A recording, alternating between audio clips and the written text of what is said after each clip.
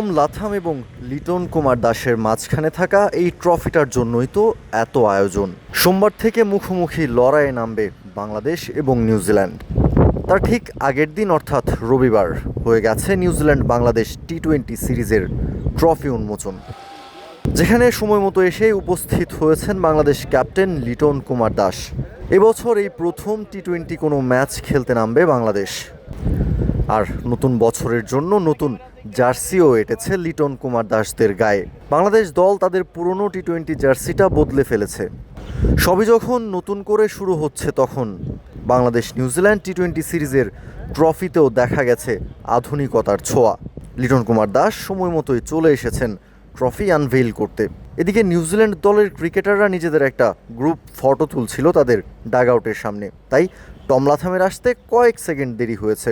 সে পর্যন্ত দাঁড়িয়ে অপেক্ষা করেছেন লিটন। এরপর যখন দেখলেন সফরকারী দলের ক্যাপ্টেন তার কাছাকাছি এসেছেন, তখন গিয়ে হাত বাড়িয়ে তাকে অভ্যর্থনা জানিয়েছেন লিটন।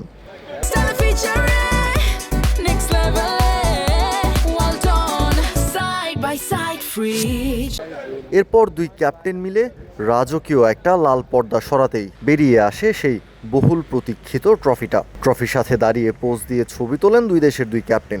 ঠিক এরপর দুজনেই একসাথে ট্রফিটা উঁচিয়ে ধরে ছবিও তোলেন।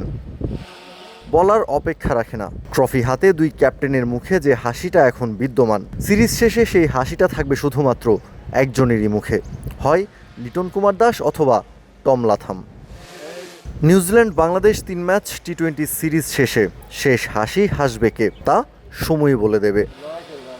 কাউসার শান্ত, ক্রিক ফ্রেঞ্জি।